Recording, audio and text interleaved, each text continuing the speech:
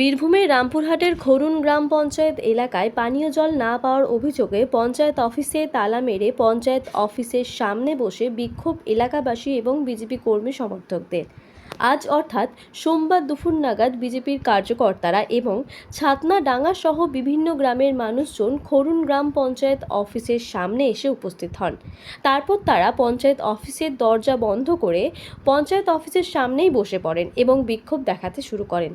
পঞ্চায়েত খুলে লাভ কি, জল যদি না দাও খাবো কি, এই ধরনের বিভিন্ন স্লোগান তুলে বিক্ষোভ দেখাতে শুরু করেন এলাকাবাসীর সহ বিজেপি কর্মী সমর্থকরা।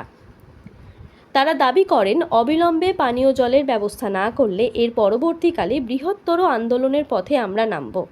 যদিও খরুন গ্রাম পঞ্চায়েত প্রশাসনের পক্ষ থেকে 7 দিনের মধ্যে পানীয় জলের সমস্যা ঠিক করে দেওয়ার আশ্বাস দেওয়া হয়েছে, তারপরেই বিজেপি নেতা নেতৃত্ব এবং স্থানীয় বাসিন্দারা এই বিক্ষোভ কর্মসূচি তুলে নেন। এসেছি পঞ্চায়েতে জল দিচ্ছে না, তার জন্যে জল 10 দিন থেকে মোটর খারাপ। প্রধানকে বলেছি, বড়বাবুকে বলেছি, এনএসকে বলেছি, সবাইকে বলেছি। হ্যাঁ, ডাঙ্গাল, তারাপীঠ, ছাতমা, লালপাড়া, তারপরে চাকপাড়া জলের জন্য এসেছি। আর কোনো কাজ তো দিচ্ছেই না, জলও দিচ্ছে না। তো জলে মানুষের জলটাই তো প্রয়োজন বেশি, জলটাও যদি না দেয় তাহলে কিসের পঞ্চায়েত? তার জন্য আমরা পঞ্চায়েতে আজকে তালা মেরেছি। ড্রেন তো দূরে থাক, ড্রেন তো পরিষ্কার করেই না, কিন্তু তালা মেরেছি। তার জন্য আমরা বসে করছি। যতক্ষণ না আমাদেরকে কিছু আশ্বাস দিচ্ছে আমরা তালা খুলবো না, আমরা এখানেই বসে। হ্যাঁ, পঞ্চায়েত কিসের জন্য? যদি পঞ্চায়েতের কোনো কাজই যদি না হয় তাহলে পঞ্চায়েত কিসের জন্য?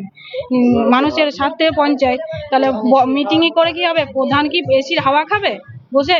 প্রধান এসির হাওয়া খাবে, চেয়ার টেবিল কেবে 75,000 টাকা, আর আরো নানা জিনিস কিনবে পঞ্চায়েতের, আর মানুষ কষ্ট পাবে, মোটর ঠিক করবে না, তাহলে কিসের পঞ্চায়েত? তার জন্য আমরা ঠিক করেছি আমরা পঞ্চায়েতে ঢুকতে দেবো না, আমরা এখানে না। বড়বাবু কি করবে এখানে পঞ্চায়েতে? যদি পঞ্চায়েত মানুষের কাজই যদি না হয় তাহলে কি করবে পঞ্চায়েতে এসে?